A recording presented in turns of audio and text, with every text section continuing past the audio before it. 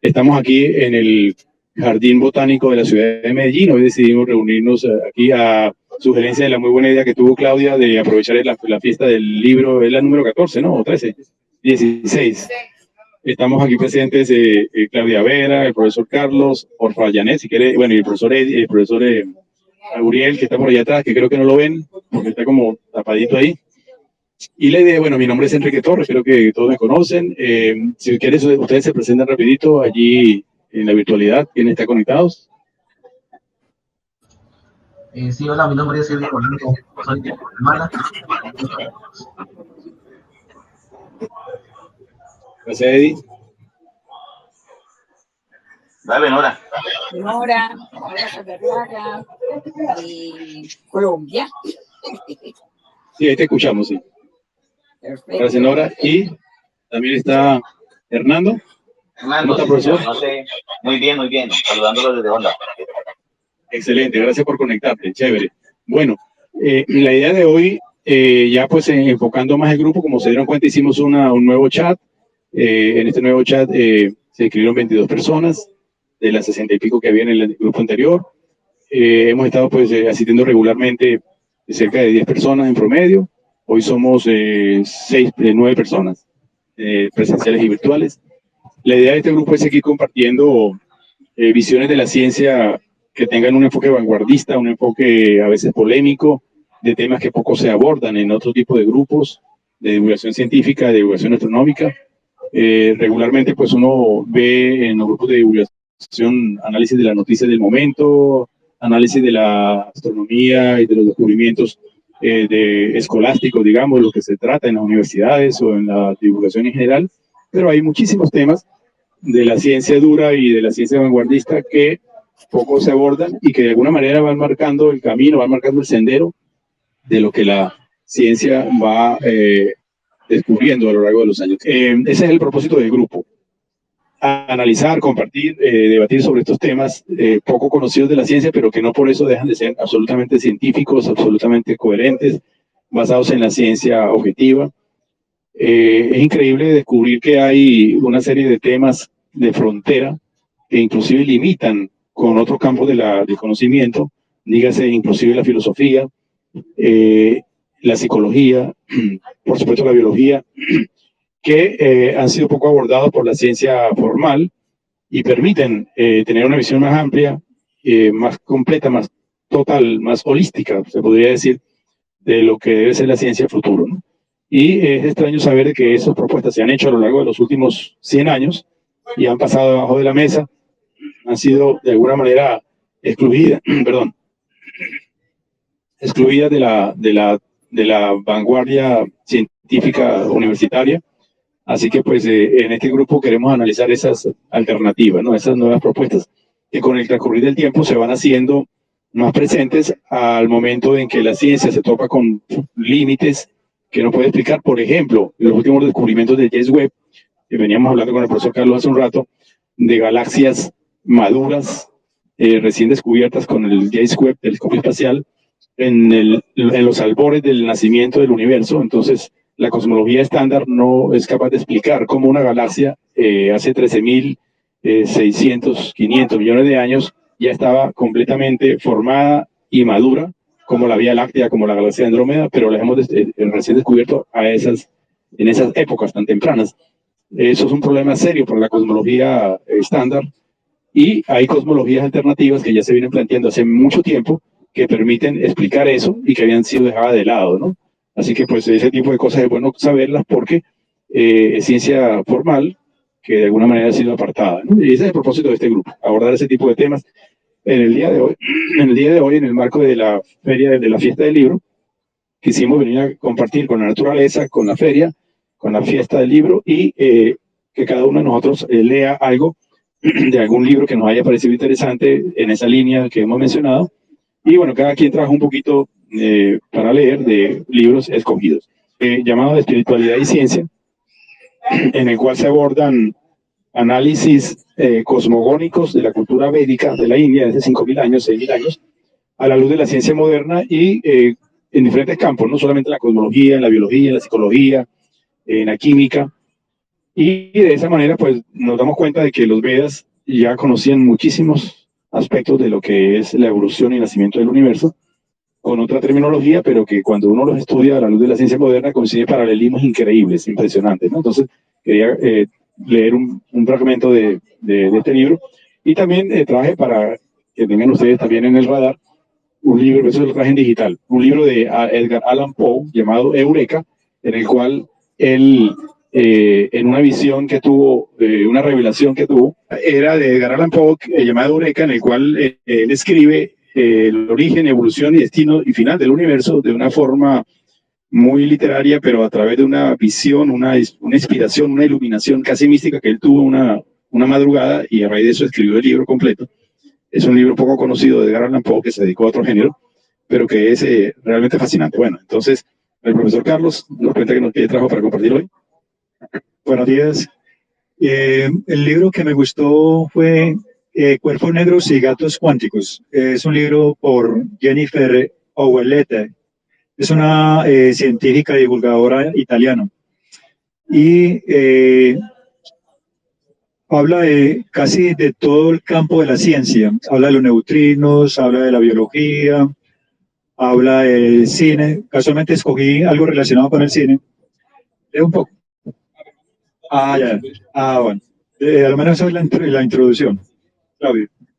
Bueno, mi nombre es Claudia Vera, para los que no me conocen. Bueno, yo les quise traer hoy el Corro de los Planetas de Pedro Granados y Ruth Pérez Polo. Quienes no me conocen, pues yo soy docente de básica primaria. Hice una serie de poemas y cuentos para niños sobre los planetas. Entonces, por eso lo quise traer hoy.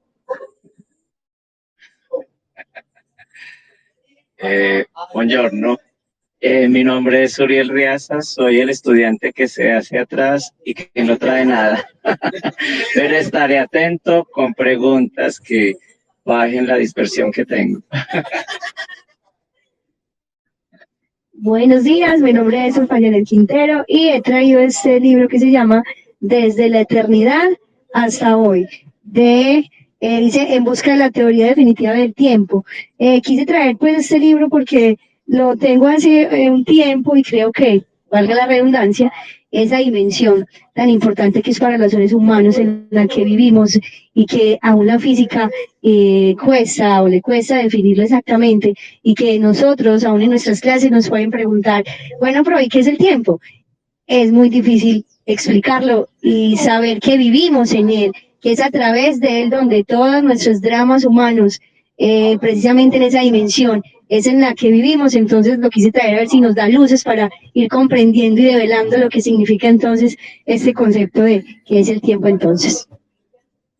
Bueno, yo soy la otra estudiante que llega a deshora, a de tiempo, pero como dice mi amiga acá, estamos en esa búsqueda de encontrar el significado del tiempo. Entonces no tengo ningún libro, pero me le apuesto el libro de mi amiga. Trabajar los espacios-tiempos es una cosa interesante. Bueno, no sé, ¿quién quiere comenzar? Bueno, casualmente yo no soy creyente, pero sí leo San Agustín. Resulta que la profe Orfa me hizo acordar de una palabra, parafraseando porque no es exacta tampoco. Dice, cuando me preguntan del tiempo, sé que es el tiempo, pero cuando lo tengo que explicar no lo entiendo. Entonces, realmente son cosas que en la ciencia se sabe uno que existe, pero es complicado explicar. Pero ¿qué más? Bueno, en cuanto a la lectura mía, precisamente en este libro de Cuerpos Negros y Gatos Cuánticos de Jennifer Oulete, en el capítulo 16, Sombras Cinescas, 2 de febrero de 1893, Edison filma un estornudo. Hacia fines del siglo XVI, un científico italiano llamado Giambattista della Porta estuvo a punto de causar un tumulto cuando sentó a unos invitados en un cuarto oscuro y colocó a actores al otro lado de la ventana para actuar en una obra corta. La luz que entraba por la ventana proyectó invertidas las figuras de los actores en movimiento en la pared visible. Aquí estamos hablando del famoso La Cámara Oscura. El espectáculo no tenía otro fin que el de ser un simple entretenimiento. pero los invitados entraron en pánico y cuando vieron las figuras espectrales huyeron despavoridos. Y Giambattista fue acusado de brujería, cargo del que luego fue absuelto. En realidad no era el primero en proyectar imágenes espectrales. Ya lo venían haciendo los ilusionistas desde el siglo atrás, pero aún así Giambattista estaba bastante adelantado para su tiempo. Pasaría 300 años, ¿sí? Disculpa la interrupción, Carlos. Algo grave que se me acaba de olvidar, que los compañeros invitados virtuales no nos presentaron sus libros también. Sí. Nos disculpan ese lapsus. Disculpa, Carlos, la interrupción. Cuéntenos ustedes qué trajeron para compartir, para leer. Sí, buenos días. Adelante, Eddie. Sí, yo tengo el libro acá que es Ciclos del Tiempo, de Roger Penrose.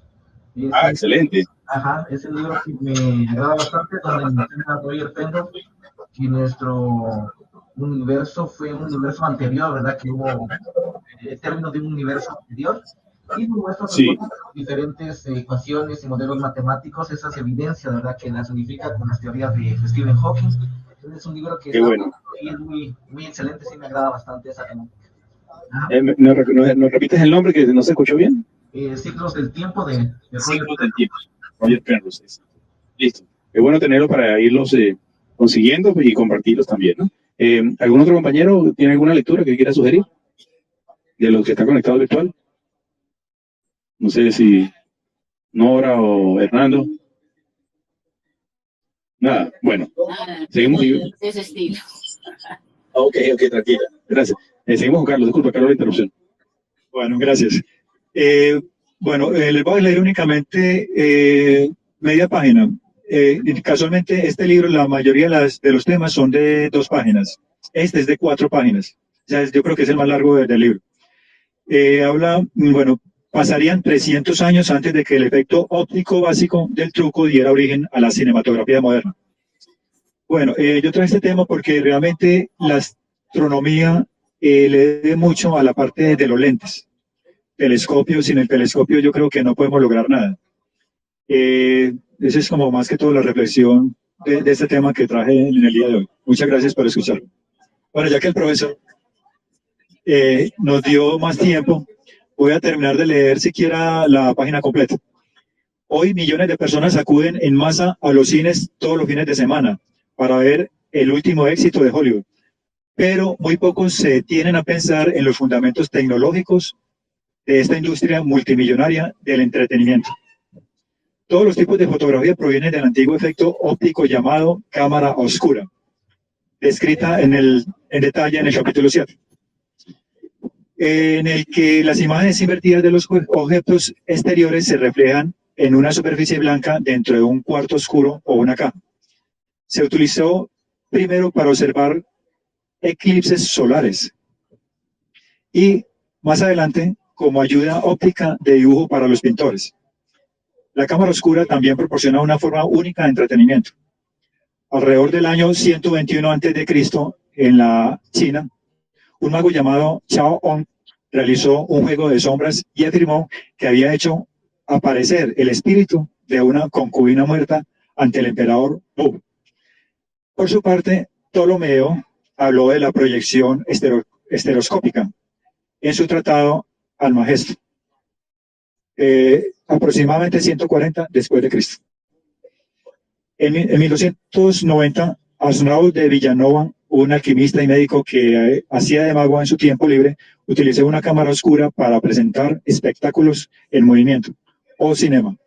Al igual que Giambattista, Villanova ubicaba al público en una habitación oscura, mientras los actores actuaban afuera y las imágenes de la representación, por lo general de guerras o cacerías, se proyectaban, invertidas, en la pared del interior. Sin embargo, su público era menos reaccionario que el de Giambattista y no tuvo que enfrentar cargos por brujería.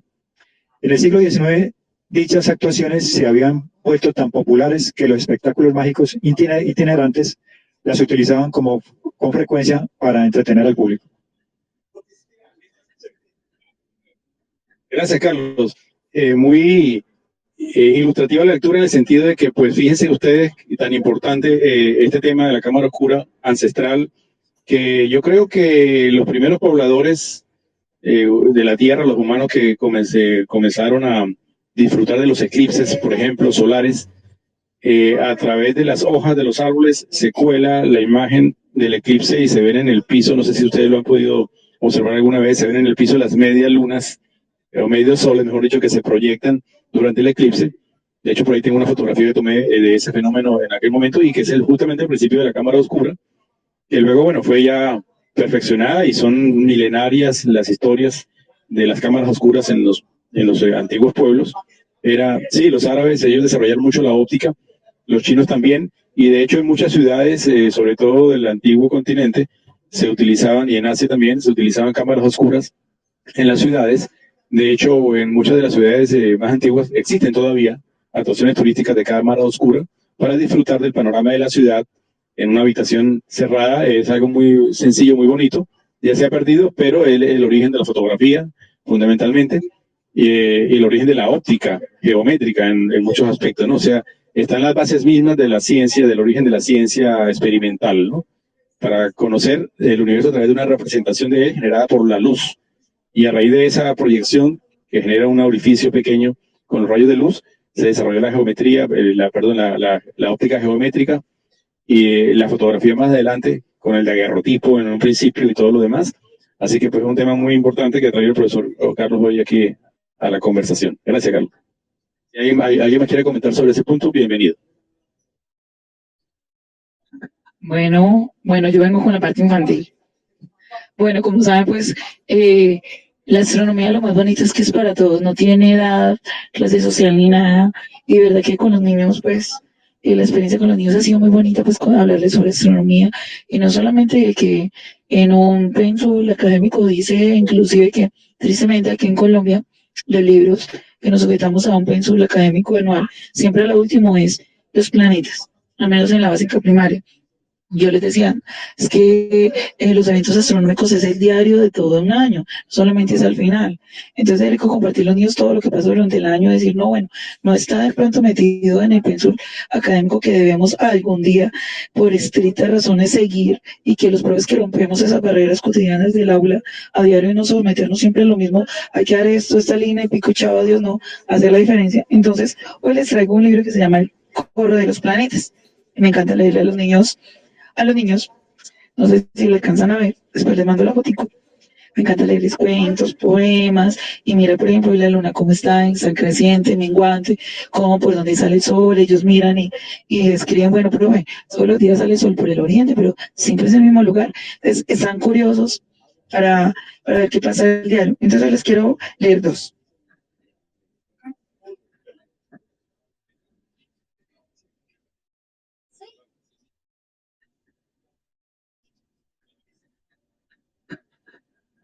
Bueno, aquí hay un poema que dice la niña luna. Te dice, la niña luna es dulce, tímida y menuda. Tiene pecas en la cara y 2 ojos de aceituna. Hay noches que no duerme, hay días que no despierta. Le gustan los carnavales y muchas caretas cuenta. Pero solo tiene una cara que enseñarte pueda. También disfruta viajando entre las estrellas, aunque a veces parece no estar, casi siempre la encuentras. Unos la llaman Catalina, otros Cenicienta. Yo la llamo Diana, aunque no le tire flechas. Entonces se llama La Niña Luna. Y les voy a leer otro por acá, que es Estrella Fugaz. Bueno, hay muchos mitos de la estrella fugaz, es que si nosotros vemos una estrella fugaz, que si pedimos un deseo, ese deseo ya pasó hace mucho tiempo porque pasó hace rato, no sé cuántos tiempos que pasó una estrella fugaz y uno tiene el dicho de que ya pidió el deseo, pero hace rato pasó. ¿Cómo es el dicho? Pues yo no sé, por ahí usted pide una estrella fugaz y hace rato pasó, y hace cuántos años pasó y usted ya pidió un deseo que hace rato pasó. Bueno, en todo caso voy a leer ese poema. Dice, estrella fugaz, qué rápido te vas, un suspiro y no estás. De día esperar, de noche buscar. Y cuando creo que no llegarás, ¡zas! Y te vas. Pide un deseo, verte más. Entonces no sería una estrella fugaz. Y lo bonito de este libro es que a medida que los niños van leyendo sus poemas, van explicándole a ellos, por ejemplo, hay un glosario donde habla para que ellos que vean que es una constelación, un cometa, una estrella fugaz, y es algo muy, pues, muy lindo y divertido que los niños van viendo, una forma muy divertida y no decir más que la astronomía es para unos cuantos, no es para todos. Bueno, es por ahora mi compartir. Bueno, entonces por acá voy a leerles un pedacito del primer capítulo de ese libro. Vuelvo a decir el título, se llama Desde la eternidad hasta hoy, en busca de la teoría definitiva del tiempo. Imagínense en ese título, la teoría definitiva del tiempo. Wow, ya con eso uno como que se lee este libro y vamos a encontrar la solución a nuestros dramas, ¿cierto? Muy bien. Exacto, esa es la pregunta. Capítulo dice, el pasado es memoria presente. ¿Qué es pues el tiempo? Si nadie me lo pregunta, lo sé. Pero si quiero explicárselo al que me lo pregunta, no lo sé. Esa es de la cita que estaba hablando el profe de San Agustín. Sí, claro, con eso se empieza. Claro que sí, muy bien. En cierta ocasión le preguntaron a John Archibald Wheeler, el influyente físico estadounidense que acuñó la expresión agujero negro, cómo definiría el tiempo. Tras un momento de reflexión, esta fue su respuesta. El tiempo es la manera que tiene la naturaleza de evitar que todo suceda a la vez. Vuelvo a leer esa partecita que es genial. El tiempo es la manera que tiene la naturaleza de evitar que todo suceda a la vez. Hay mucho de cierto en ello y también tiene su grano de sabiduría. Normalmente, cuando pensamos en el mundo, no como científicos o filósofos, sino como personas que vivimos nuestras vidas, solemos identificar el mundo con un conjunto de cosas situadas en varios lugares. Los físicos agrupan todos los lugares y denominan al conjunto espacio y disponen de distintas maneras de pensar sobre los tipos de cosas que existen en el espacio: átomos, partículas elementales, campos cuánticos, según sea el contexto. Pero la idea fundamental es la misma. Estamos en una habitación en la que hay varios muebles, algunos libros, quizá algo de comida, también otras personas y sin duda moléculas de aire. El conjunto de todas esas cosas en todos los lugares, desde los más cercanos hasta los confines del espacio intergaláctico, es el mundo. De manera que el mundo existe y lo que es más, el mundo sucede una y otra vez. Les dejo pues. ¿Cómo? ¿Otro poquito? Bueno, muy bien. En ese sentido, el mundo es como los distintos fotogramas de una película cuyo campo de visión incluye todo el universo. También hay, hasta donde sabemos, un número infinito de fotogramas, con una separación infinitesimal entre ellos. Pero, por supuesto, una película es mucho más que un montón de fotogramas individuales. Más no vale que los fotogramas estén ordenados correctamente, algo que es crucial para que la película tenga sentido. Con el tiempo sucede algo similar. Podemos decir mucho más que eso sucedió, eso también ocurrió, y además sucedió eso. Podemos decir que esto ocurrió antes de que sucediera aquello, y que la otra cosa sucederá después. El tiempo no es solo una marca para cada ocurrencia del mundo, sino que proporciona una secuencia que permite ordenar las distintas ocurrencias. El universo real no es un filme de vanguardia, experimentamos una cierta continuidad a lo largo del tiempo. Bueno, algo así entonces viene siendo este primer capitulito de sobre el tiempo, el pasado es memoria presente. Se me ocurre algo que, como para ilustrar un poco más el libro que trajimos, que leamos así a grosso modo el índice del libro, para que todos tengamos una idea de qué abarca el libro, ¿no? Y también los compañeros que están conectados pues puedan entender. Adelante, Uriel. Al tratar de definir qué es el tiempo, lo asocio como engaño. Entonces, para el Sistema Internacional de Medidas en CEP, que utilizan algún tipo de vibración de átomos, o nos están engañando o es cierto, porque ellos lo tienen definido mediante un fenómeno físico. Entonces, ya está la respuesta que es el tiempo, o nosotros seguimos revolcando para encontrar lo que es verdadero. El tema del tiempo es un tema ancestralmente polémico y complejo. Ha sido abordado desde muchísimos ángulos.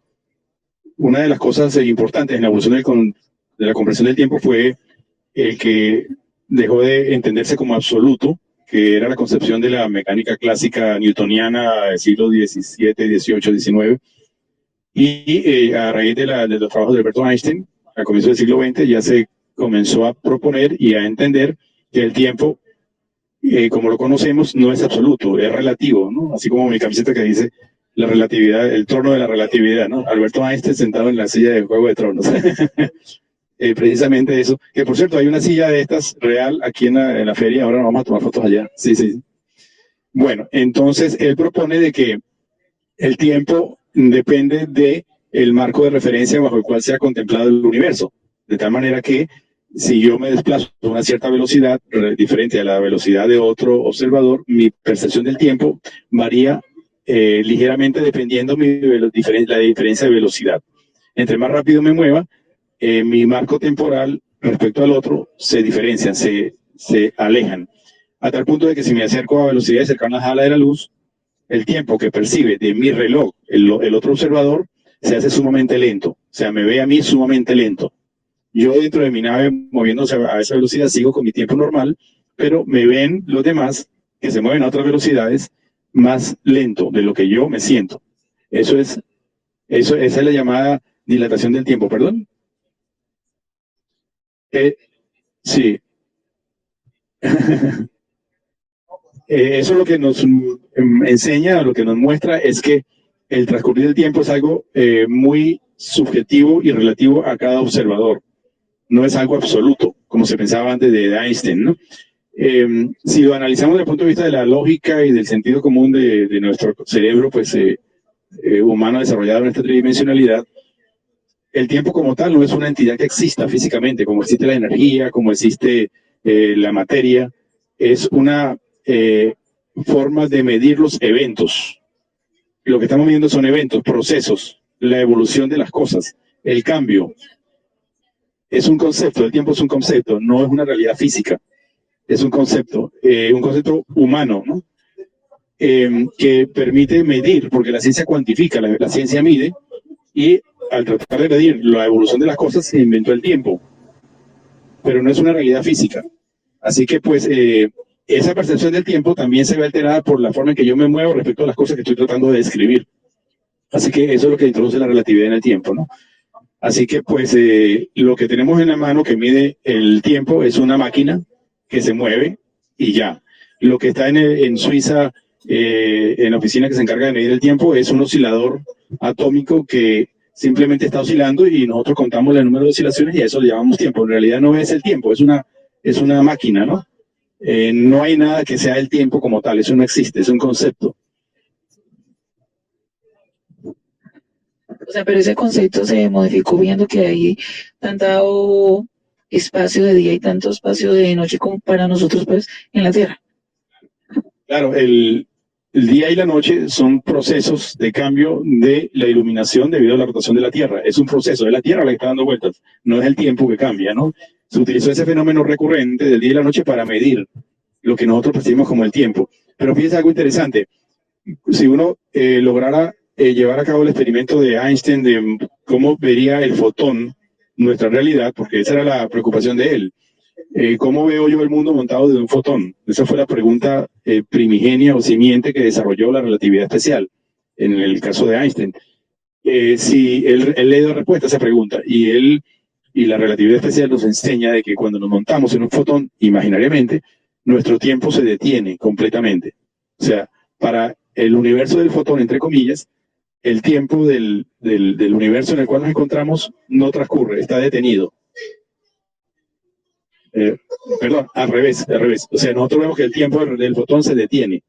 El tiempo del fotón se detiene, porque claro, a medida que nos vamos acercando a la velocidad de la luz, el fotón se va acercando, o una máquina que vaya viajando muy rápidamente cada vez más, el tiempo se hace más lento. Y cuando llega a la velocidad de la luz, o sea, la velocidad del fotón, el tiempo se detiene. O sea que yo veo que el tiempo del fotón está detenido. ¿Pero qué ve el fotón en su mundo? De nosotros, ¿qué ve? Un segundo para el fotón es la eternidad para nosotros, porque el tiempo de nosotros, el tiempo del fotón está normal, en su mundo está normal, el tiempo de él está transcurriendo, pero nosotros lo hemos detenido. O sea que para nosotros ver que transcurre un segundo en el tiempo del fotón, hay que pasar toda la eternidad para nosotros. O sea, en otras palabras, para sintetizar la idea que es un poco enredada, en el universo del fotón, el tiempo del universo de nosotros es infinito, o sea, el fotón está más allá del tiempo de nosotros, el fotón está en todos los tiempos, el fotón es omnipresente, la luz es omnipresente, está en todos los tiempos, en cualquier época de nosotros está la luz. O sea, un fotón de luz está en otra dimensión, pero lo vemos, nos está iluminando en este momento, existe por todo el universo, pero esa radiación, esa energía, es un mundo que no es nuestro mundo, es otra dimensión, pero interactúa con nosotros a través de la luz. Y en esa dimensión, todo el tiempo de la humanidad, del mundo, está visible. O sea, si uno estuviera montado en el mundo del fotón, uno vería cualquier época del tiempo de nosotros, pasado, presente y futuro hasta la eternidad. O sea, es otra dimensión, es algo complejo de entender, pero la relatividad lo terminó señalando. Y bueno, es una respuesta fenomenal al tema del tiempo, ¿no? No sé si alguno de los compañeros también quiere compartir en el chat, creo que en el chat escribieron algo, me dice Carlos. Adelante, si ustedes también quieren comentar algo. No hay comentarios, o será que si alguien escribió un chat y nos puede leer, ¿qué decía el chat? ¿Sí nos escuchan? Profe, no hay nada en el chat. Ok. No hay nada, ok, listo, no era que pensábamos que había un mensaje allí. Bueno. Profe, quería preguntarle algo. Adelante. Es que no sé los demás participantes, pero yo no tengo video, no los veo. No sé si o soy yo, voy a salir y voy a volver a ingresar. Sí, creo que sí. Sí hay video, sí, estamos viendo, de Ok, sí, vamos a ver si cuando se entre. Sí, no. Bueno, no mucho el tema del tiempo, muy complejo y queda para mucha conversación, ¿no? Mucha conversación. En el mundo del fotón, el tiempo transcurre normalmente, si es que podemos imaginarnos eso, o sea, nosotros no sabemos cómo es el mundo del fotón, si es que existe. O sea, el mundo de la energía. El fotón es energía electromagnética. En el fondo es atracción y repulsión eléctrica y magnética. O sea, cuando uno toma dos imanes y siente su fuerza, uno está palpando literalmente en las manos la energía magnética. Es energía, el campo de energía, ¿no? Pero también es un campo similar que es el eléctrico. Y el fotón es la combinación de ambas, eléctrica y magnética, que vibran, bajo nuestro punto de vista vibran y se desplazan. Pero a nivel de la velocidad del fotón, en el mundo que se mueve a la velocidad del fotón, si pudiéramos montarnos en una nave imaginaria a esa velocidad, un fotón consciente, imaginario, el tiempo transcurriría normal para ese viajero imaginario en la nave fotónica. Pero cuando ese viajero mira el mundo, digamos, de nosotros, ¿qué ve? Es la pregunta, ¿no?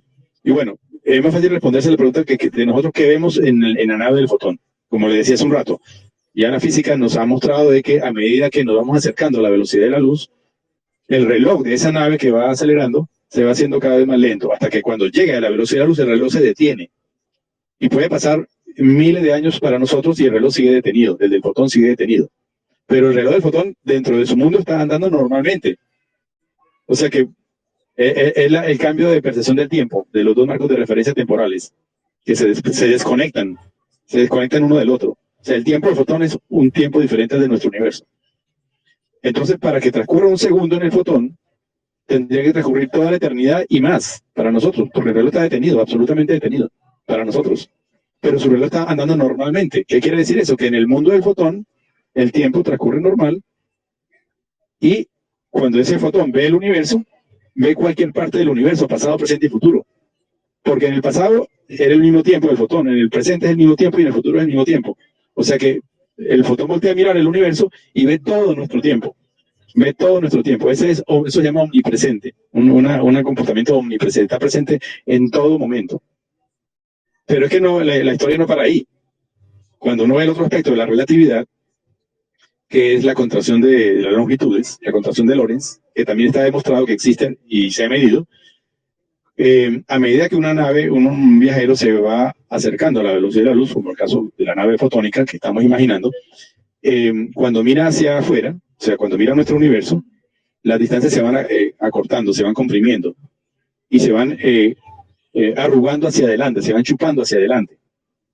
O sea, toda la imagen como una especie de efecto Doppler, como una especie de lente ojo de pez que comprime la imagen hacia adelante en un círculo Y entre más rápido se mueva, ese círculo se va cerrando hasta que se vuelve un punto cuando se alcanza la velocidad de la luz.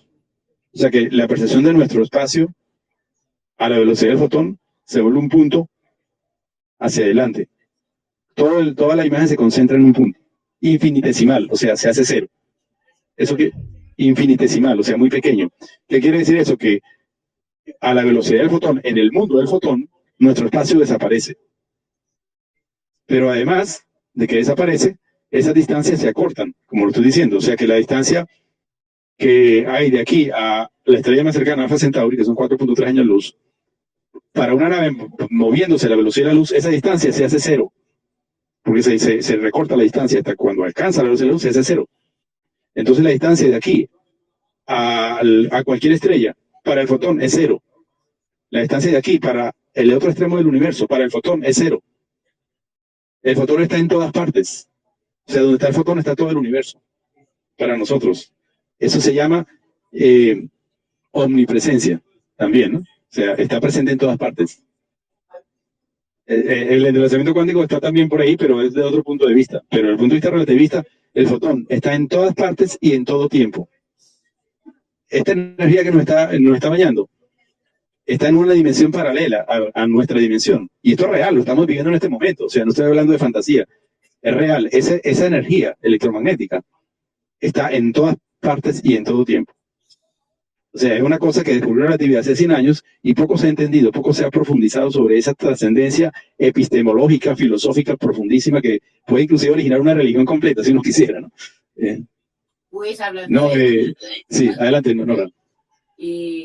Bueno, yo sé que bueno, no son creyentes, yo sí, pero ese tipo de conceptos me llama mucho la atención porque justamente si hace un montón de años la Biblia se escribió, en los diferentes libros de la Biblia, y se habla de Dios como luz, y las cualidades que le dan son justamente las que usted está describiendo ahí, que es omnipresente, que es que el tiempo eterno. Exacto, de la eternidad, de la presencia, y se habla justamente con el término luz, que él es luz, y no existe ni el tiempo ni el espacio para él, sino que está en todo el universo y en toda ni presente, ni pasado, ni futuro, porque el tiempo para él no existe. Me llama mucho la atención porque esos libros se hace muchísimo tiempo. Ya se escribió hace 700 años antes. Entonces, es maravilloso este tema porque pues conecta la ciencia pura y objetiva como la relatividad, por ejemplo, inclusive la cuántica, la mecánica cuántica que comentaba el profesor Carlos hace un rato, también llega a la misma conclusión, por otro lado, con las enseñanzas ancestrales de los pueblos, de las culturas, de las religiones, todas las filosofías, yendo un poco más allá, todas las filosofías antiguas, ancestrales, de todas partes de la Tierra, decían lo mismo: Dios es luz. Y de hecho aquí tengo el libro que traje hoy, Espiritualidad y Ciencia, en el cual abordan eso de muchos ángulos y muchas otras cosas. Porque pues el ser humano a través de su percepción intuitiva ha logrado descubrir muchas más cosas que, claro, no ha utilizado un lenguaje matemático como se usa actualmente, pero ha logrado entender. Como por ejemplo San Juan de la Cruz en su día al Monte Carmelo, ¿no? Cuando alcanza la iluminación y describe lo que se siente, ¿no? Es un poema bellísimo que describe justamente eso, entender algo sin poder explicarlo, que es justamente la iluminación mística. Y estos pensadores antiguos, místicos, filósofos, lograban entender estas profundidades, la explicaban, pero claro, conceptualmente, no matemáticamente. Ahora vino la ciencia moderna a tratar de aruñar, a rasguñar esos misterios y lo ha logrado en muchos aspectos, por ejemplo en el tema del tiempo y muchos otros, que es justamente una de las conferencias que yo preparé sobre la cosmología moderna y la cosmología védica, en el cual yo conseguí en ese momento 21 paralelismos entre la cosmogonía védica de hace 6.000 años con la cosmología moderna. Y siguen apareciendo más paralelismos. Así que nos damos cuenta que hay otra forma de conocer el universo, más allá de la racionalidad matemática, lógica, ¿no? Pero también es válida. Y están redescubriéndose estos principios, por ejemplo, de Dios es luz, o el absoluto es luz, o la realidad en el fondo es luz, es energía, a través de la ciencia y la filosofía. Pero con base en ello, ¿cuál es usted tiene una conclusión tendiente a, usted concluye con base en ello, en algo personal? Para mí lo que han históricamente llamado Dios es la energía absoluta, ¿no? Que origina el universo, ¿no? Y ahí caemos en el tema de Pitágoras, por cierto, que ayer estaba, por cierto, terminando de construir mi monocordio pitagórico, que quedó a raíz del curso de astronomía y arte, que me gustó mucho, y ya lo construí todo, ya está listo. En otra reunión se lo muestro, y hablamos sobre la concepción matemática, aritmética del universo que tenía Pitágoras, en el cual pues la energía misma, que es lo que estamos hablando, es un concepto netamente abstracto, aritmético, matemático, del cual se derivan a través de todas sus proporciones, se deriva todo lo conocido, ¿no? Inclusive la energía, ¿no? Del principio fundamental, la unidad, se derivan pues dos aspectos, luz y falta de luz, o sea, sombra, y de ahí se derivan otros tres aspectos que son las trinidades históricas de todas las religiones, el Padre, Hijo y el Espíritu Santo, Brahma, Vishnu y Shiva, etcétera, etcétera, que son los tres principios fundamentales del universo. Y bueno, en mi concepción particular, yo como Enrique Torres, que yo estudié física buscando respuestas a todo esto, pero rápidamente pues me di cuenta que la ciencia te lleva nada más hasta los primeros pasos. Más allá, sí, más allá pues no, la ciencia no se mete. Hay que rápidamente involucrarse o incursionar en la filosofía y en las filosofías ancestrales, y uno descubre que sí, efectivamente, los pueblos han pensado y los sabios han pensado mucho más allá que la ciencia moderna, y han descubierto cosas que ahora la ciencia está apenas comenzando a descubrir. Así que pues sí, yo creo que existe una inteligencia cósmica, una forma de energía más allá de la luz, inclusive. Y eso es parte de una conferencia que dicté llamado el orden, descifrando el orden cósmico. Porque ya hay, digamos, pensadores actuales que han logrado darse cuenta de que hay un orden más allá de lo perceptible que origina todo cuanto existe, ¿no? Hay un nivel subyacente, es el llamado vacío cuántico, en el cual pues hay energía que se autoorganiza en forma espiral, gradualmente, en forma cíclica, se va autoorganizando. Pero bueno, eso es parte de otro tema que podemos hablar algún día, y es parte de los temas que quería abordar, ¿no, profesor? Pero cuando se araña lo que está por fuera de nosotros y se percibe un orden, una repetición en el tiempo, daría la idea de alguien inteligente, ¿no? Porque la energía yo no lo tomo como un ser pensante, pero usted de pronto ha llegado a, digamos, a tocarse a sí mismo, pensar que hay un ser inteligente. Si cada vez que discurrimos la ventana de la ignorancia ante la naturaleza y vemos que hay algo que es cíclico, algo que se puede matematizar, que puede tener una relación, que se puede predecir, entonces, para mí, pensaría que hay ya he visto varios. Hay un gusanito aquí, Uriel, se lo estaban quitando. Sí, hay gusanos aquí arriba. Los gusanos quieren parar, que ellos quieren sumarse a la conversación. A mí no me cayó ninguno, pero eso no hace nada. Por eso se cambió Carlos, porque hay gusanos aquí. No, bueno, sí, efectivamente,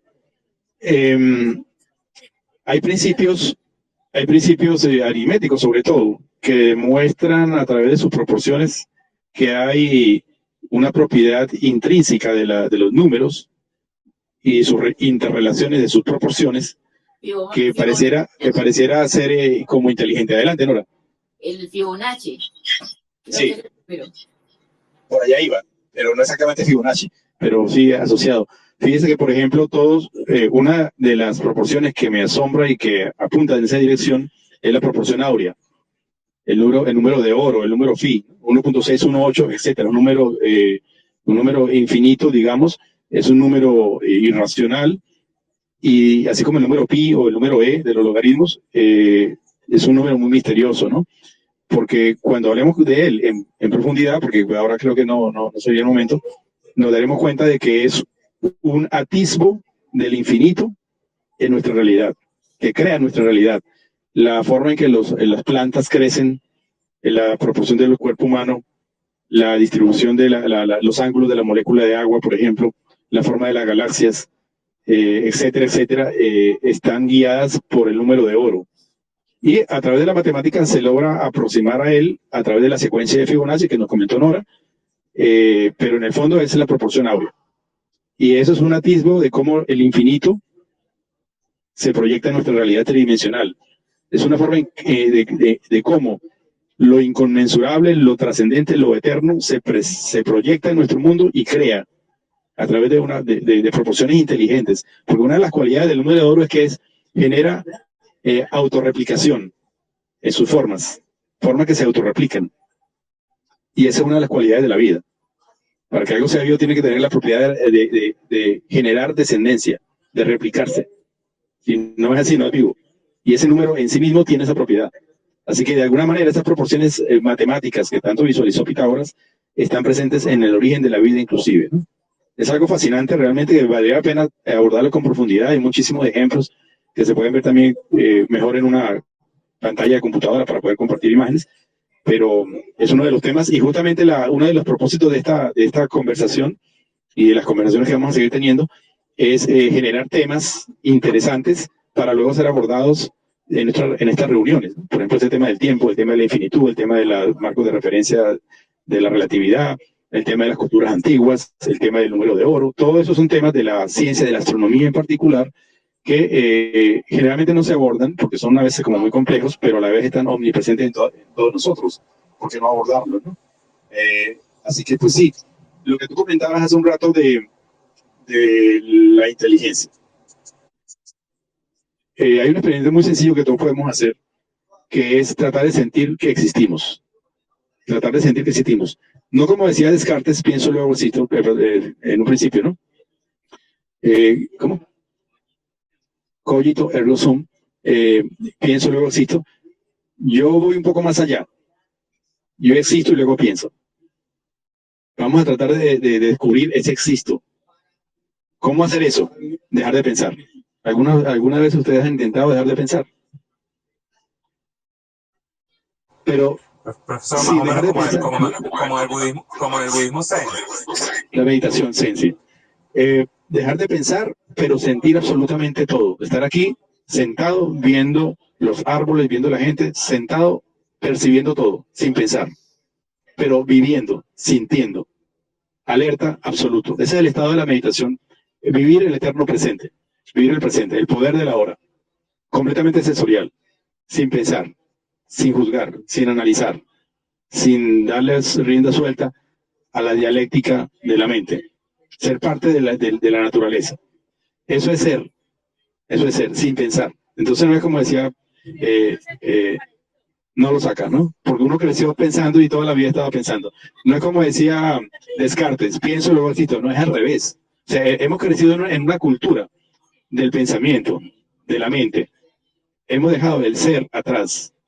Y todo eso a raíz del cartesianismo y todo el enfoque positivista. Hay que reconectar con nuestra esencia. Primero soy y luego pienso, porque el cerebro es una herramienta. No es... De hecho, cuando uno dice yo soy, uno dice yo soy. Uno no dice yo soy, uno dice yo soy. Uno señala el corazón, no el cerebro, ¿no? Es una pista que nos da la naturaleza, ¿no? Yo soy, yo siento, yo debo sentir primero, ¿no? Yo soy porque siento, porque tengo ser. Entonces, bueno, vamos a tratar de sentir el ser. Llega a los estados de iluminación mística, como San Juan de la Cruz y muchos otros maestros que percibían esas realidades trascendentes, las plasmaban en sus libros hace 6.000 años, 5.000 años, y nos la dejaron para que la ciencia en algún momento las rasguñe y trate de entenderlas, ¿no? Pero sí, hay que dejar a un lado el pensamiento y profundizar en el ser. Otro dato interesante, cuando uno muere, el cerebro se detiene, ¿qué pasa? ¿Se acaba todo? No. Les voy a dar un dato. Hay una rama en la investigación médica que se llama experiencias extracorporales. Experiencias extracorporales. En eso han investigado muchísimos doctores hace mucho tiempo y han sacado todo un decálogo de fenomenología que ocurre. Y nada más un detalle que habría que profundizar al respecto. Hay muchas experiencias en las cuales la persona estaba clínicamente muerta, el corazón detenido, el cerebro inactivo, medido que estaba muerto, y esa persona la resucitan a través de diferentes técnicas de resucitación, y ella dice, bueno, mientras yo estuve ahí, yo veía al doctor que me estaba tratando de resucitar, yo vi a mi hermano que está en otro país, que estaba llamando porque le estaban avisando que yo había muerto, y todo eso lo comprobaron. Eso está registrado sin ningún lugar de dudas. Hay muchísimas experiencias de que había percepción más allá del cuerpo y de la mente. ¿Cómo ocurrió eso? Son misterios de la ciencia, pero eso está documentado por miles. Hay miles y miles de registros de eso, pero generalmente eso no se comenta. Así que el ser existe más allá del cuerpo. Y esa es una muestra de eso, y una muestra de la inteligencia que puede existir más allá del cuerpo. O sea que sí puede existir inteligencia como un conectoma, ¿sí? Puede existir inteligencia más allá de la materia. Y si eso es así, es una puerta que se abre. Y hay personas que no acercándose a la muerte, sino que en algún momento les ha pasado algo así, que han sentido, pues han visto su cuerpo allá y ellas por fuera y que entran en pánico y tratan de regresar de nuevo allí, pero no porque estén muriendo ni nada, sino como que les ocurrió en un momento dado, no sé bajo qué circunstancias, pero nos han comentado cosas como esas. Sí, los llamados viajes astrales, por ejemplo, ¿no? Que son experiencias extracorporales que se pueden inclusive ejercitar y no es tan complicado, ¿no? De ejercitarlas. Pero bueno, eso es parte de toda esta realidad que surge de la lectura de Orff del tiempo, que nos lleva a la teoría de relatividad, nos lleva a niveles trascendentes de otras dimensiones, de la energía electromagnética, de el tiempo infinito, digamos, otras dimensiones, etcétera, etcétera. O sea, es un tema que surge de algo tan importante, tan básico como es el tiempo, pero conecta con todo, ¿no? Esto es lo bueno de esta conversación, es que uno deriva por miles de ramas y justamente en ese sentido, pues yo traje un librito llamado Espiritualidad y Ciencia. Este libro es una recopilación de conferencias que dio un grupo de científicos en Europa que pertenecen a la sociedad Satya Sai Baba. En esta sociedad, como en muchas otras de tipo oriental, hay muchos científicos que se han involucrado con el tema espiritual y pues han tratado de establecer conexiones entre la ciencia conocida y las cosmogonías o concepciones antiguas del universo de estas culturas. Así que pues este libro es hecho por científicos en el cual se abordan, ya le leo el índice. Aquí me alumbra bien, ya me va a cambiar. Aquí se abordan, digamos, cómo la ciencia ve el universo, cómo la ciencia ve la espiritualidad, los puntos de contacto entre ambas, los obstáculos que hay en esos puntos de contacto, la metodología que se usa en la ciencia, la metodología que se usa en la espiritualidad, luego aborda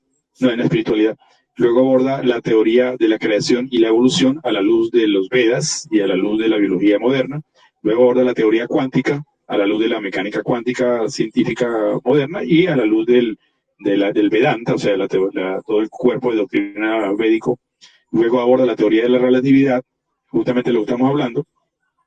Sigue con la naturaleza del hombre, el universo y el creador. Así que, bueno, basado en este libro, yo preparé hace muchos años una conferencia llamada Cosmología Védica, en el cual pues se ponía de relieve 21 puntos de encuentro que conseguía, o paralelismos que conseguía entre las enseñanzas védicas de hace 6.000 años con la cosmología científica moderna, ¿no? Voy a tener que reescribir esta conferencia porque la hice fue con sus diapositivas, ¿no? Así que pues no tengo las imágenes, pero es fácil hacerla para presentarla de nuevo. Y bueno, quería leer un poquito de ese libro ahora en un rato, ¿no? No sé si hay más comentarios o seguimos con alguna lectura de los compañeros que están virtuales. Sí, entonces acá en la parte 1 pues me parece sobre la segunda ley de Newton y su misterio subyacente, naturaleza singularmente especial del Big Bang, y la parte 3, cosmología cíclica conforme. Voy a leer una parte acá sobre el prefacio del libro, pues es bastante extenso y aparecen muchas ecuaciones, pero hay una parte donde menciona, donde dice, uno de los misterios más profundos de nuestro universo es el enigma de su procedencia. Entonces acá habla pues Roger Penrose sobre cómo fue que él se interesó en esta parte, cómo él se interesó en esta teoría. Entonces dice, cuando a principios de la década de 1950 ingresé en la Universidad de Cambridge como estudiante de grado en matemáticas, se estaba imponiendo una teoría cosmológica fascinante, conocida como el modelo del estado estacionario. Según este esquema, el universo no tuvo principio y permanecía más o menos igual todo el tiempo. El universo en estado estacionario lo conseguía pese a su expansión, porque la continua dilución del material que resulta de la expansión del universo se considera compensada por la creación de nueva materia en forma de gas hidrógeno extremadamente difuso. Mi amigo y mentor en Cambridge, el cosmólogo Dennis Sciama, de quien aprendí la excitación de tanta nueva física, era en esa época un fuerte defensor de la cosmología de estado estacionario, y él me transmitió la belleza y potencia de tan noble esquema de cosas. Pero esta teoría no ha soportado la prueba del tiempo. Unos 10 años después de que yo hubiera ingresado por primera vez en Cambridge y me hubiera familiarizado con la teoría, Arno Penzias y Robert Wilson descubrieron, para su propia sorpresa, una radiación electromagnética que impregnaba todo y procedía de todas direcciones, ahora conocida como el fondo cósmico de microondas. Poco después, Robert Dicke identificó este fondo como una consecuencia predicha del destello de un Big Bang, origen del universo, que ahora se supone que tuvo lugar hace unos 14.000 millones de años, un suceso que había concebido seriamente por primera vez por Monseñor George Lemaitre en 1927, como una consecuencia de su trabajo sobre las ecuaciones de Einstein de la relatividad general y los primeros indicios observacionales de una expansión del universo, haciendo gala de gran valor y honestidad científica, cuando los datos del CMB, o sea, del fondo de microondas, quedaron mejor establecidos. Dennis repudió públicamente sus ideas anteriores y pasó a apoyar con fuerza la idea del Big Bang, origen del universo. Desde ese entonces la cosmología ha madurado desde su búsqueda especulativa hasta una ciencia exacta y el análisis intenso del CMB, procedente de datos muy detallados generados por soberbios experimentos, ha formado una parte importante de esta revolución.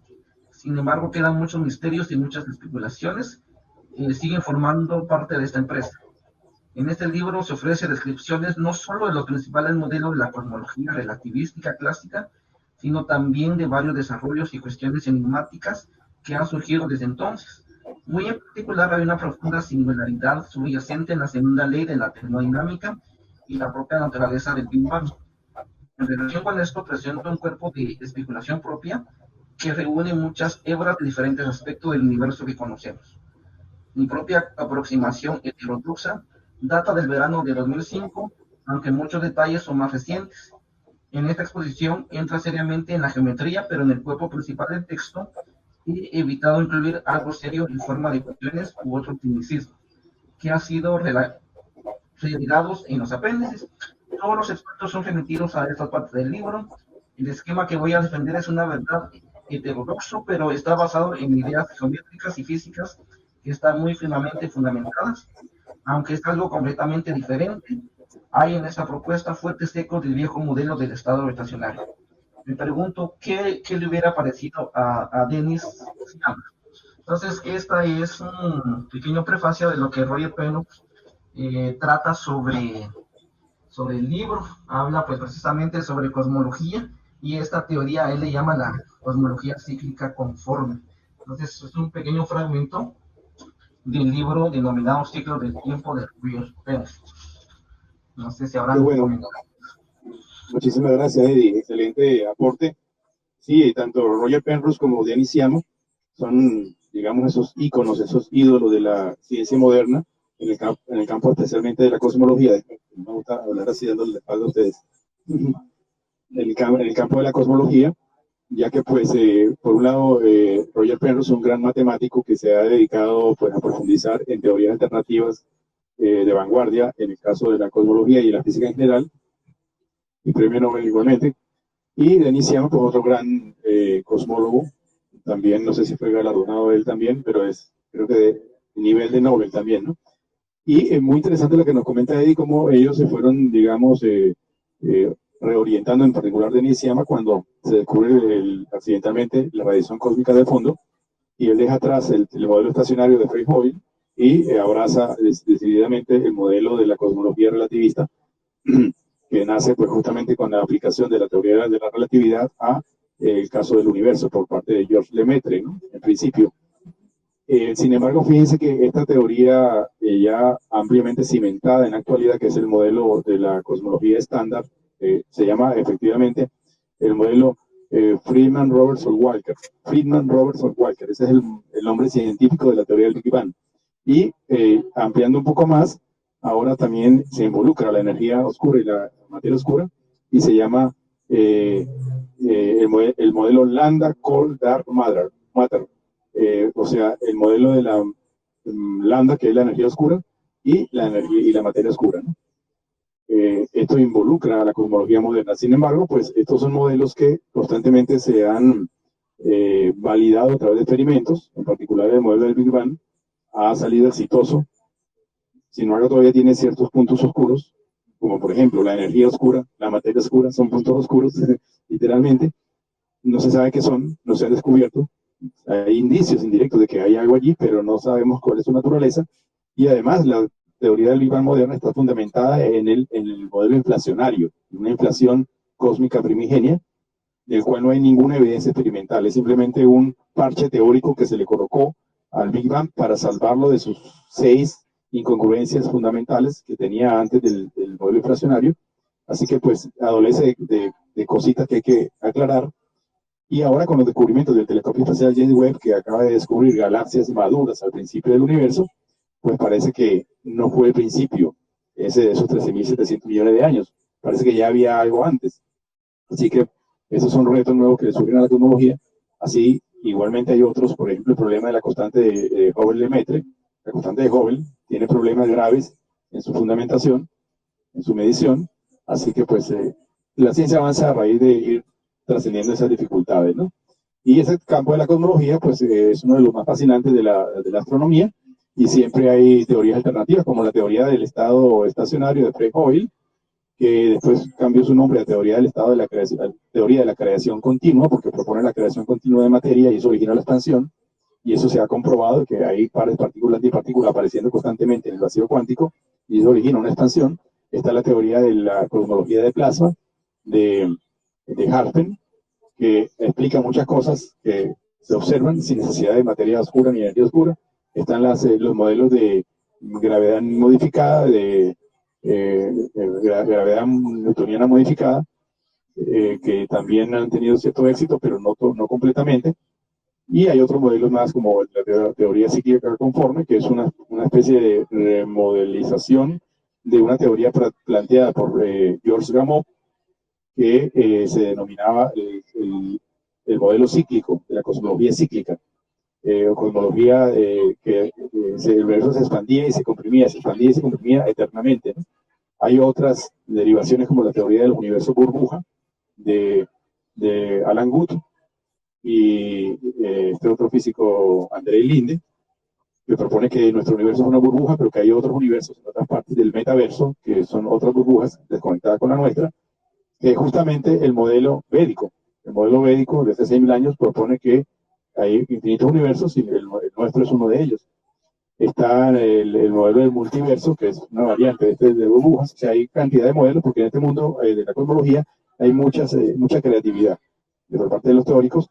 Así que pues uno ve todas estas cosas, pero que gradualmente le van dando a uno un panorama más o menos que se va clarificando poco a poco, ¿no? Eso es lo interesante de todo esto. Bueno, no sé si hay algún otro comentario sobre este punto de lo que nos leyó el profesor Eddie. ¿Ustedes querían comentar sobre eso? Nadie se anima, están como muy callados. Están embotados. No, profe, analizando todas las ideas, las concepciones que hay de tantas cosas para comprender. Yo tengo una pregunta filosófica. ¿Uno al final llegará a entender alguna cosa real de este universo? Pues, no sé, a una edad.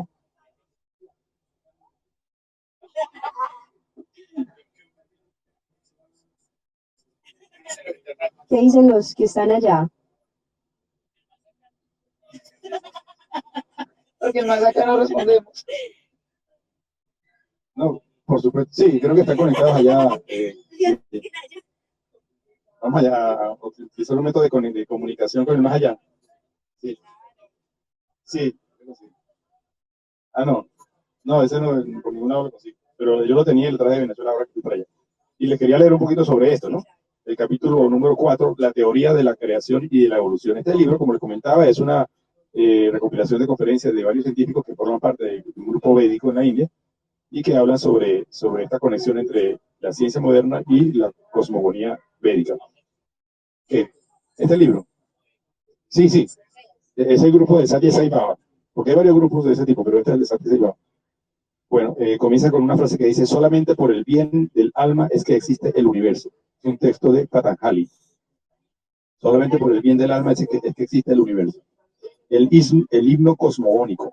El panorama de la creación que se despliega sobre el telón del tiempo ha sido presentado sistemáticamente por la ciencia moderna en tres fases claramente delineadas. La primera, comenzando con el principio de la creación, traza la evolución del universo material, la que representa un larguísimo proceso que abarca aproximadamente 11.000 millones de años. La segunda fase, que abarca de 3,5 a 4 billones de años, es caracterizada por la manifestación de la vida en la Tierra y la evolución del reino animal, incluyendo a los homínidos que aparecieron en escena hace unos 4 millones de años. La tercera se refiere al ascenso del ser humano por encima del resto de los animales hasta llegar al hombre civilizado moderno, gracias al desarrollo durante los últimos 25.000 años de su capacidad única de pensar, de razonar y de entender, de levantar sistemas sociales ordenados y finalmente de enriquecer y de elevar su vida con el arte, la literatura y la cultura. Científicamente se las conoce respectivamente como las fases inorgánica, biológica y psicosocial de la evolución. Repito, inorgánica, que es la cosmología, el origen del universo y la materia; biológica, el origen y evolución de la vida; y psicosocial, la organización de estos seres, ¿no?, en la evolución. Podemos llevar nuestra atención ahora hacia los rasgos generales de las dos primeras de estas fases, sobre las cuales tanto la ciencia como la espiritualidad se han empeñado en lanzar luz desde diferentes ángulos, aunque ambas muestran una correspondencia cercana o una complementariedad respecto de un gran número de sus descubrimientos. Ya aquí nos atisban de que hay conexiones entre ambas, ¿no? La tercera fase se considerará en un capítulo posterior. Este estudio del antiguo relato de la creación y la evolución y de los descubrimientos de la ciencia moderna, segundito aquí para arreglar, relativos al tema, de la ciencia moderna, relativos al tema, revelaría un considerable paralelismo en la comprensión lógica de los diferentes procesos que ambos esbozan. Un testimonio elocuente de este hecho se encuentra en el conocido himno cosmológico del Rig Veda. El Rig Veda es el cuerpo de doctrina védico que está, digamos, presente en una gran cantidad de libros, una colección muy grande, que se denomina el Rig Veda, ¿no? Y están los Vedas, los Upanishads, el Bhagavad Gita, etcétera, etcétera, etcétera. Sí, 107. Ah, yo no tenía ese número, gracias, profesor Carlos. 107 libros. Himno cosmológico del Rig Veda. Por aquí dice, científicos como H.T. Colebrook, M. Wistis y A. McDonald, etcétera, etcétera, lo han aclamado como una de las mejores exposiciones de la creación. Una versión inglesa del himno, que fuera publicada recientemente en Science Age, la edad de la ciencia, constituye un buen material para un estudio que intente trazar las bases comunes que tienen la espiritualidad y la ciencia en sus respectivas teorías sobre la creación. Antes de entrar en este ejercicio, resulta útil tomar nota de la diferencia en los enfoques de la espiritualidad y la ciencia en cuanto a la cosmología o evolución del universo en general, y en cuanto a la cosmogonía o el origen de la creación en particular. Cuando uno habla de cosmología se refiere a la ciencia, y cuando habla de cosmogonía se refiere a las historias o mitos, digamos, de las diferentes filosofías y religiones. En breves palabras, estas diferencias son las siguientes. Primero, hablando en general, la ciencia analiza el gran suceso de la creación en cuanto a un efecto, y desde allí rastrea su causa o causas, mientras que la espiritualidad parte de la causa y persigue su efecto o efectos manifiestos en el universo. El enfoque científico. El científico trata de llegar a la realidad última a través de un largo proceso de investigación. Más para el espiritualista, la realidad representa un hecho previo a cualquier otra cosa que haya subsecuentemente evolucionado en el universo, y por ende procede desde la causa hacia la consecuencia, hacia la secuencia de efectos de la manera más racional y lógica posible. Ahí es donde tenemos las diferentes filosofías, como pues en los Vedas, en la India, hay muchas escuelas que surcan esa senda, y en Occidente también las han habido, ¿no? Muchísimas líneas filosóficas que han surcado esa senda, ¿no? Del origen, de la causa a las consecuencias, ¿no? En la medida que la revelación de la realidad que obtienen esos místicos es tan profunda y tan clara, tan absoluta, tan convincente de que para ellos es la realidad, en esa medida pues para ellos es válido, ¿no? Y bueno, interesante saber que muchas de estas filosofías que han sido esbozadas con esa metodología, gradualmente se han ido confirmando por la ciencia, como esto que estamos hablando de la cosmología, ¿no? Así que pues aparentemente es un método no científico, pero válido de conocer el universo también, y que ha sido tradicional en la historia de la cultura. Para la ciencia, pero corrijo, sin embargo hay problemas, hay desviaciones, fanatismos que surgen con ese método que hay que tener cuidado, ¿no? Para no caer en equivocaciones. Segundo, para la ciencia, el universo físico, como también el fenómeno de la vida, son producto de la casualidad y el accidente. Ambos le plantean al científico un enigma que representa un desafío para su aguda facultad de razonamiento. Durante el proceso, la ciencia ha acumulado un asombroso tesoro de conocimientos, el que no solo satisface al espíritu de investigación humano, sino que también es muy valioso para el hombre, para darle felicidad y salud a su vida mediante un uso adecuado de estos conocimientos. Para la espiritualidad, por otra parte, el universo representa el resultado de un gran proyecto de una inteligencia suprema que podría ser llamada conciencia cósmica. En esta soberbia creación, el universo, la vida humana, al igual que el creador de ambos, se encuentran todos estrechamente ligados para servir al propósito del gran plan cósmico. La espiritualidad, por lo tanto, dirige su investigación primordialmente hacia el misterio de la materia y del hombre para llegar a comprender la realidad única que constituye la unidad de la vida y la creación. También trata de poner de relieve el significado y el propósito de la vida y de establecer los medios y las vías para cumplir con la vida en el sentido más verdadero del término. Es aquí que nos encontramos con que, pese a la espiritualidad y la ciencia, pese a que la espiritualidad y la ciencia se ocupan tanto de la materia como del hombre, la primera encara la evolución del universo material únicamente con el objetivo de llegar a una visión interna de su naturaleza, en cuanto al funcionamiento metódico de la inteligencia suprema, en tanto que la ciencia pone todo su énfasis en el cómo de la materia y de la vida, sin involucrarse en el porqué de estos fenómenos. No obstante, los científicos están comenzando a admitir hoy día lo que Einstein dijera hace aproximadamente 4 décadas. Bueno, este libro se escribió por esa época. Decía él, existe un significado metafísico detrás de cada cosa que la experiencia humana demuestra ser real.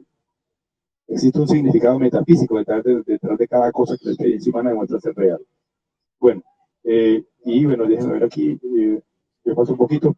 Y el tercer punto, finalmente, cuando uno llega a la cosmogonía, la ciencia admite que todo su empeño por reconstruir la historia del universo en su verdadero comienzo se inscribe en gran medida dentro de una especulación cosmológica. Lo que sucediera antes del Big Bang representa un gran misterio. Tampoco puede ser determinado. Solo sabemos que se produjo, dice el doctor Robert Jastrow. Apoyando esta posición, nos dice Carl Sagan, astrónomo y físico espacial, el por qué se produjo es el mayor de los misterios. En Modern Cosmology, dice el doctor Jagadish Singh, la creación es un acontecimiento de una complejidad insondable, y la cosmogonía una rama del conocimiento en la cual nuestras sondas de mayor alcance no pueden llegar al fondo.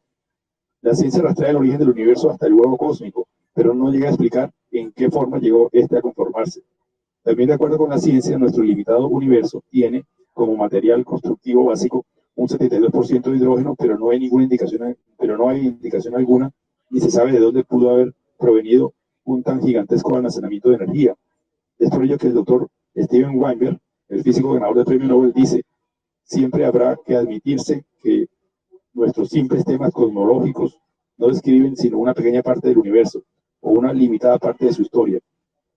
Incluso llega a la conclusión de que su propio modelo estándar, que sostiene de manera justificada que reemplaza toda otra teoría, incluyendo la del estado continuo de creación, el estado estacionario, puede ser superado en cualquier momento por algún nuevo descubrimiento o reemplazado por alguna otra cosmogonía.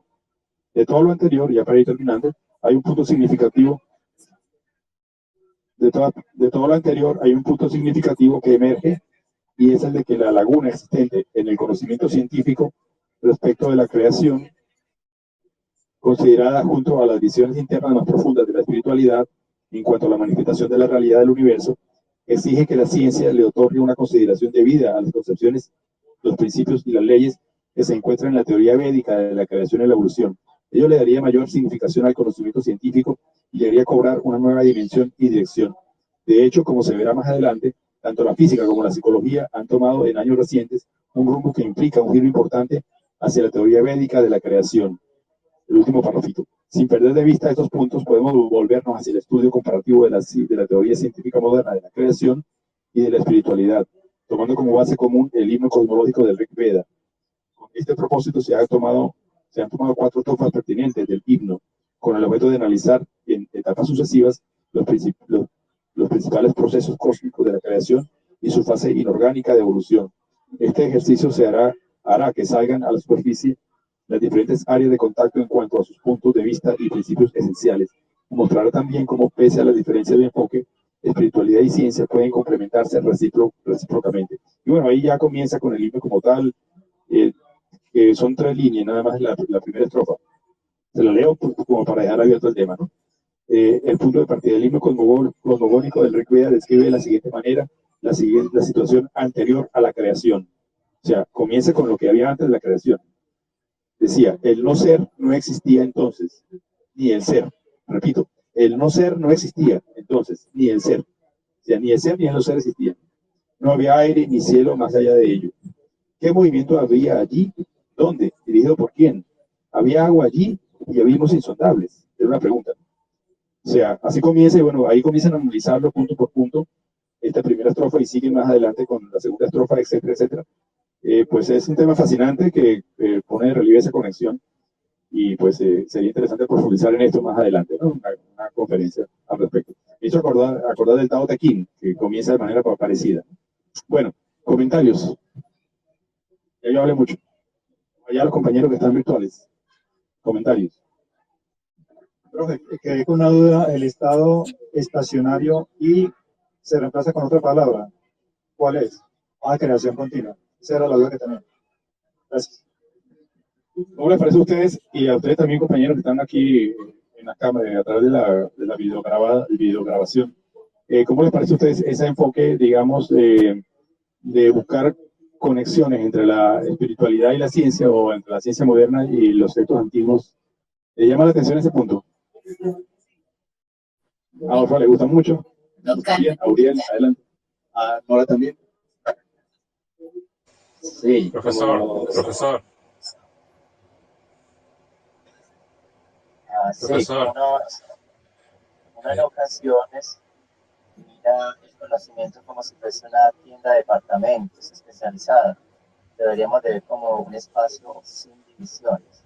Entonces, a veces ese tabú, esos odios hacia lo que no nos gusta, le vale la oportunidad que el otro exprese lo que sabe o lo que siente respecto a algo.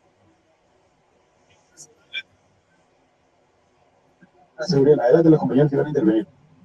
Ajá, yo, profesor, quiero decir algo. Sí, adelante. Ajá, Edward.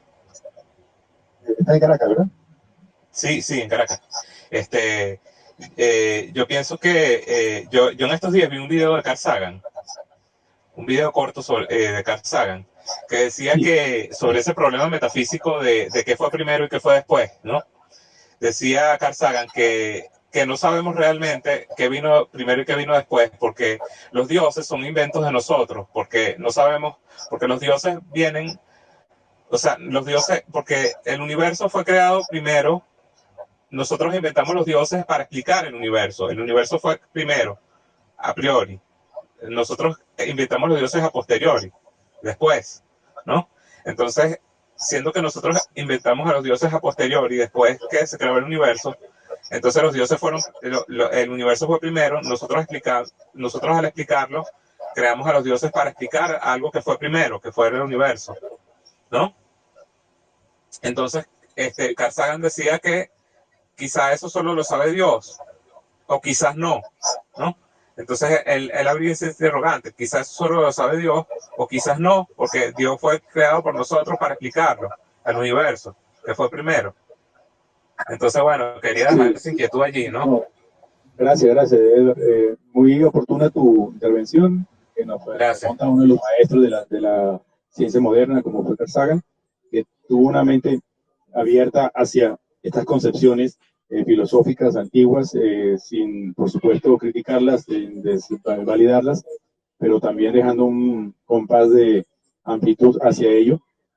Lo interesante, claro, es obvio de que los dioses, que son una concepción humana, son posteriores al nacimiento del universo, si es que tuvo algún nacimiento, porque eso todavía no está absoluta y totalmente demostrado. La teoría del Big Bang, como su nombre dice, es una teoría que puede modificarse en cualquier momento, pues dice que sí, que tuvo un comienzo, ¿no? Hace 3.700 millones de años. Pero puede ser que a la vuelta del tiempo descubramos algo que nos haga modificar esa percepción, como por ejemplo que estamos descubriendo galaxias maduras en el comienzo del universo. Entonces quiere decir que ese no fue el comienzo.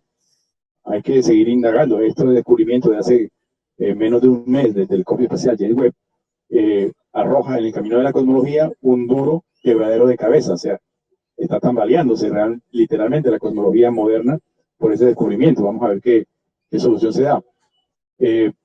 Entonces, sí, evidentemente los dioses son creación de la mente humana. Sin embargo, afortunadamente la ciencia ha avanzado tanto en las últimas décadas, y sobre todo la ciencia de vanguardia. No me refiero a la ciencia de los medios de comunicación, ni me refiero a la ciencia de las universidades. Me refiero a la ciencia de vanguardia que muy poco se sabe, porque está encerrada en sus laboratorios.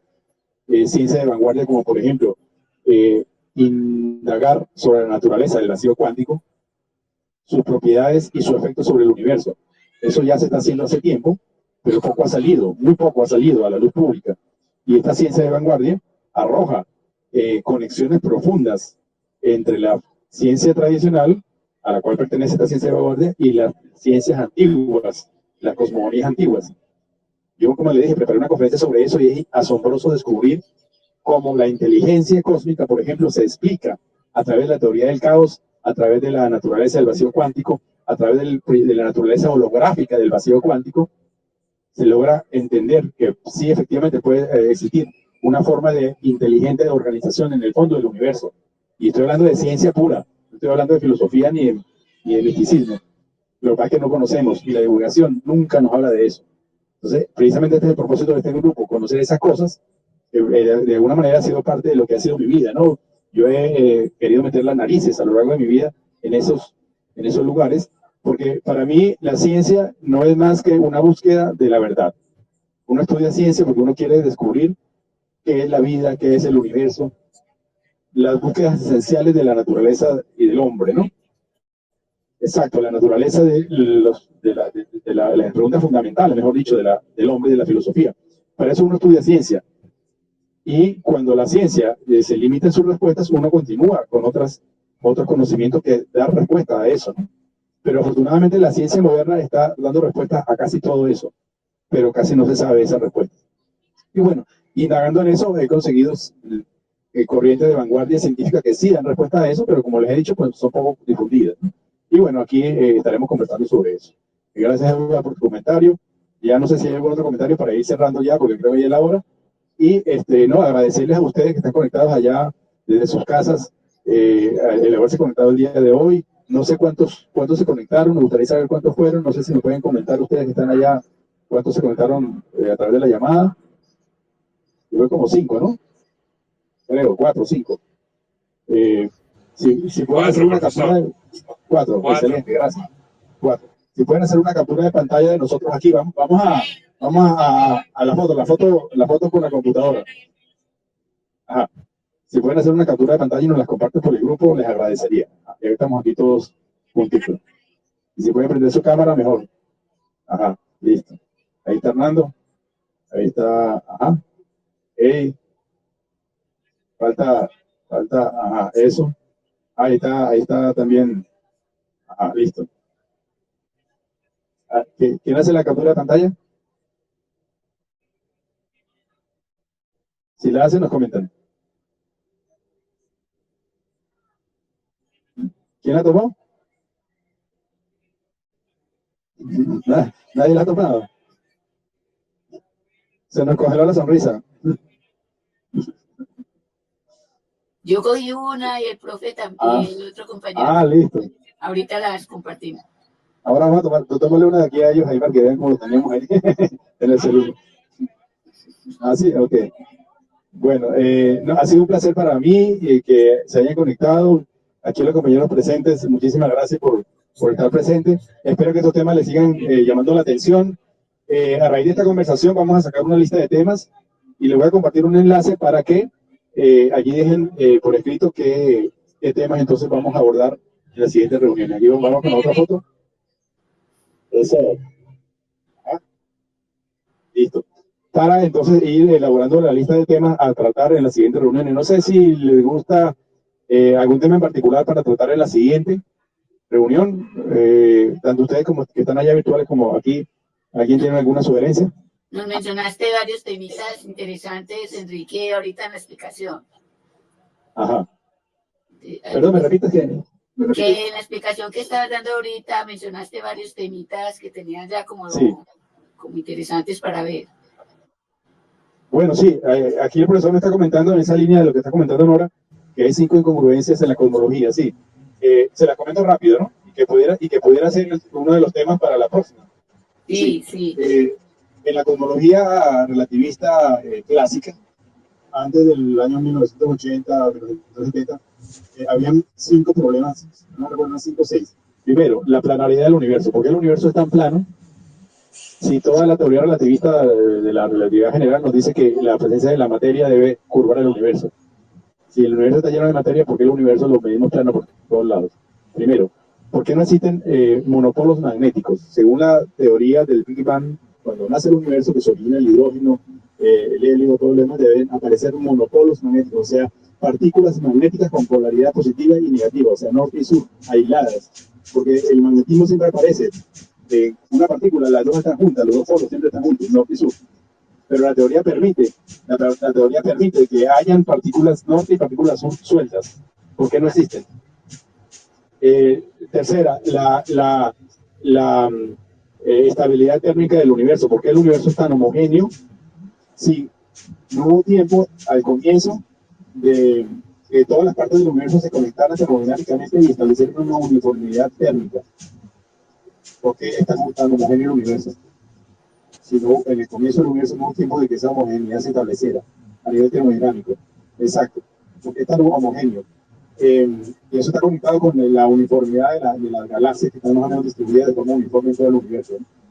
Bueno, ahí van 3. Hay otras 2 que se me escapan en este momento. Ah, sí.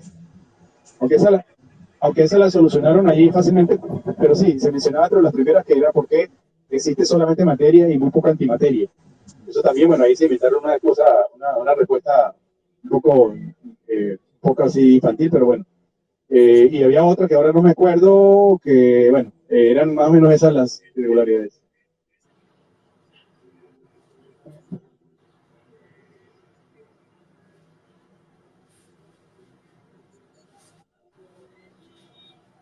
La idea es el por qué tanto espacio que no tiene relación con el tiempo. No únicamente 13.800 millones de años, sino que parece que el universo tiene mucho más tiempo en cuanto a espacio. Creo que era una de las incongruencias que había, porque sí, efectivamente, lo que podemos ver del universo es lo que la radiación llega a nuestros telescopios, y eso es nada más 13.700 millones de años. Claro, con la expansión acelerada y eso es 40.000 millones de años. Es el tamaño de las cosas que podemos percibir, 40.000, sí.